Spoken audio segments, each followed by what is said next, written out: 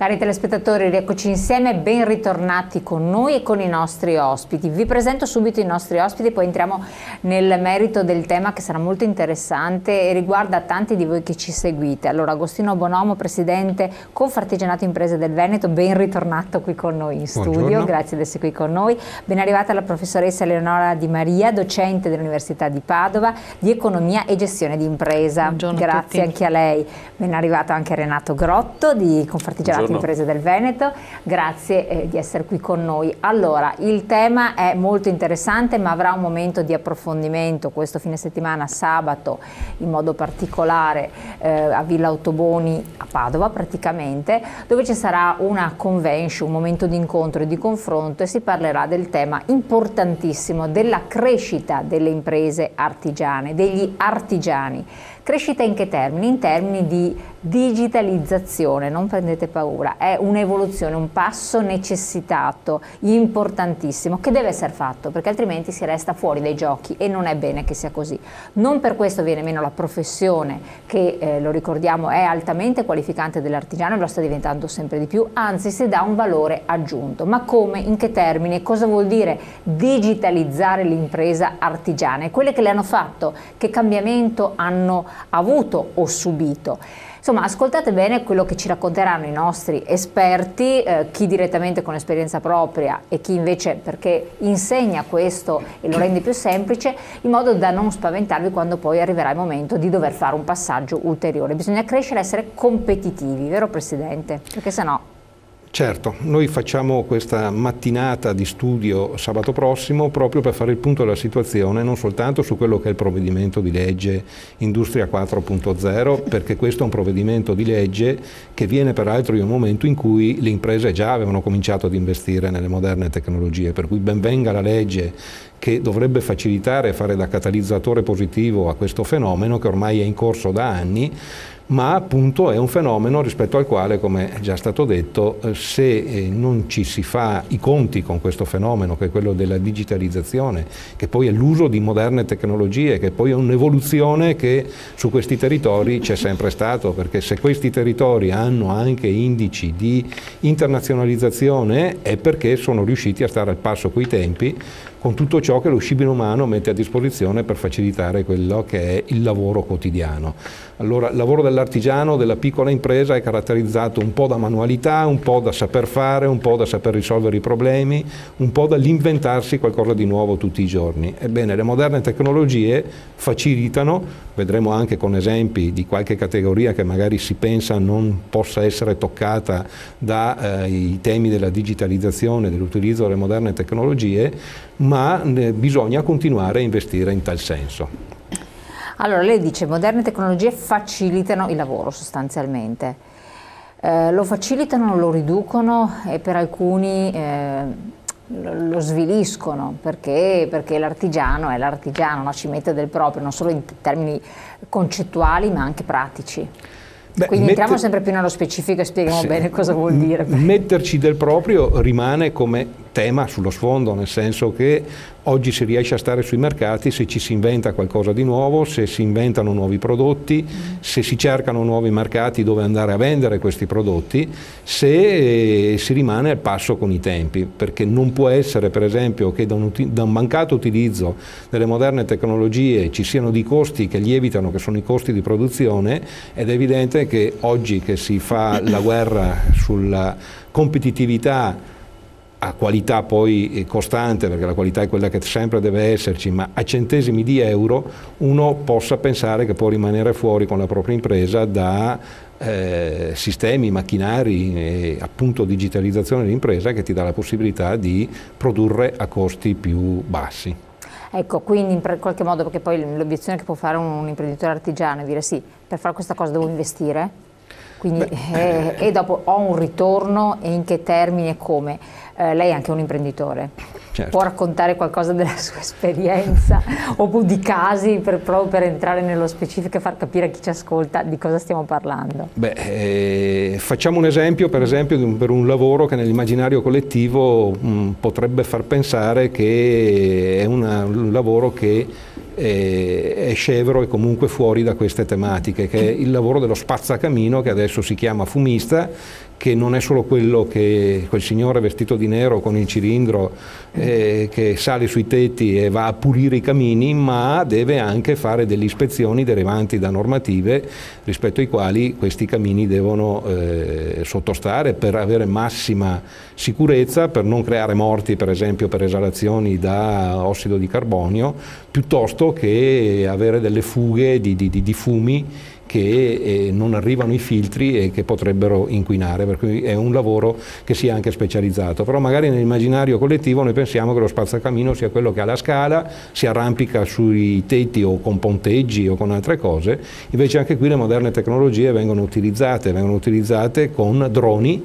e con fibre ottiche, per cui lo spazzacamino di una volta diventa quel signore che è un tecnico e che arriva con il suo furgoncino sotto la canna fumaria o sotto alla canalizzazione di fumi di vario tipo, e con il drone va a ispezionare com'è la cupola del camino sopra, per cui non si arrampica più sui tetti, e con la fibra ottica entra nella canna fumaria senza sporcarsi né le mani né il viso di nero, ma riesce a fare quel lavoro in maniera molto più sicura, meno pericolosa, con tempi diversi e con una tecnologia moderna che fa diventare questo lavoro anche attrattivo per delle forze lavoro che potrebbero andare a lavorare da lui, per cui lavori che potrebbero uscire dall'attrattività anche per i giovani possono ritornare invece di attualità e essere stimolanti e essere inseriti con grandissima dignità in una possibilità di scelta anche da parte di forze lavoro giovani. Ecco, prima di entrare nello specifico, così lei ci spiegherà anche bene anche alcuni temi, volevo chiedere a lei, questo momento di studio alla luce di questa tematica molto forte e importante, come l'avete articolato? Quindi anche i messaggi che volete che vengano assimilati e anche elaborati, perché non è una cosa immediata, chi l'ha fatto l'ha già recepito, è una ripetizione, però invece chi deve apprendere certi concetti, magari calcolando che può avere una certa età, ha bisogno di step, no? Sì, allora il primo messaggio riguarda ovviamente, parte già dal titolo dell'iniziativa, che abbiamo chiamato Digitaliano, e non a caso. Il messaggio è sì le tecnologie, ma le tecnologie che sono funzionali al saper produrre italiano e veneto in particolare, e quindi come dire, che sappiano valorizzare le nostre capacità, le nostre competenze.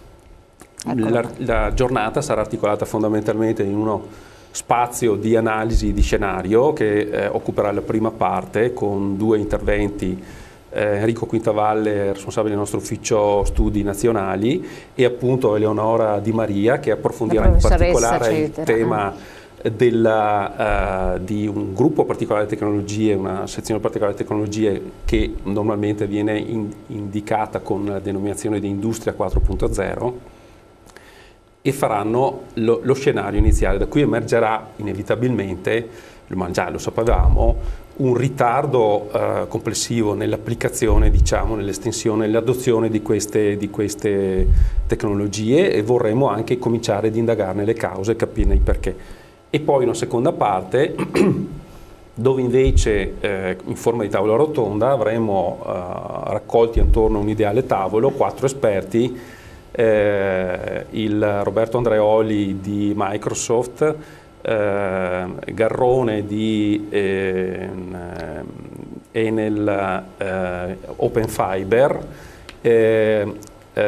Idelfo Borgo della Regione Veneto, responsabile dell'agenda digitale, e infine in collegamento della Maker Faire di Roma Paolo Manfredi, che tra l'altro aprirà una finestra su un altro spaccato interessante di questo mondo del digitale, che sono gli artigiani digitali, appunto nell'ambito della manifestazione forse la più importante, una delle più importanti d'Europa, sicuramente in Italia più importante, che è la Maker Faire di Roma, in svolgimento dall'1 al 3 dicembre prossimo 21.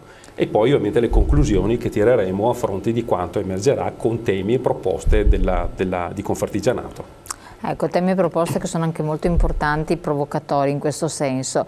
Professoressa, proprio allacciandoci a questo 4.0, quante volte se ne è parlato recentemente? Costantemente, da un lato è un attrattore, dall'altro è lo spauracchio per molti lavoratori, o perlomeno viene indicato come tale, perché il timore è che questo possa far sì che sia necessaria meno manodopera, meno persone anche qualificate in certo qual modo, e quindi la macchina va a sostituire la persona, semplicizzando e rendendo tutto molto rude, così. Invece lei ci spiega che cosa.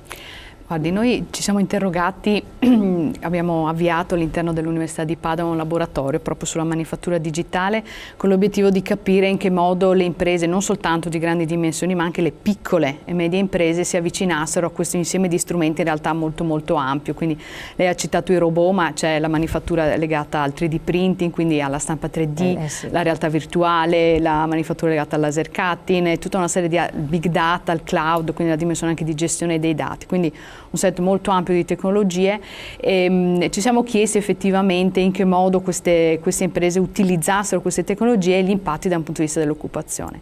Abbiamo luci ed ombre, se possiamo dire così. Una buona notizia da un punto di vista dell'occupazione, un percorso ancora da fare per quanto riguarda le imprese, un tema che è stato menzionato anche prima.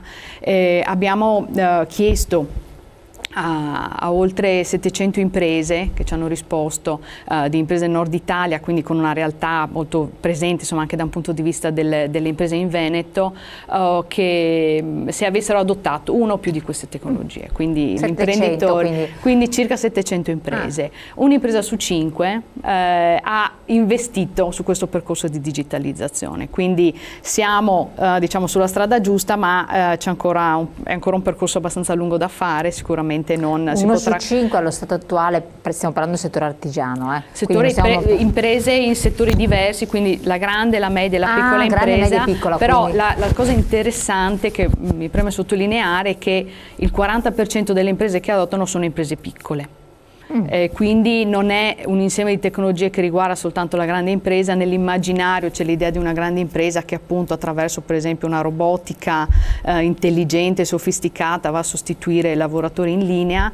C'è un percorso invece di coerenza tra le tecnologie che vengono utilizzate e i settori, quindi per esempio nel settore dei gioielli, in cui c'è molta lavoro anche artigiano, molte imprese artigiane, c'è un'attività per esempio di selezione sulla stampa 3D, e quindi si cercano delle tecnologie che sono più coerenti, così come nell'occhiale. Nei mobili invece, per esempio nell'automobile, la robotica la fa da padrona, quindi ci sono varietà diverse. L'imprenditore che sceglie sa scegliere quali sono le tecnologie che sono più coerenti rispetto, diciamo così, al suo modo di fare impresa. Ecco, perfetto.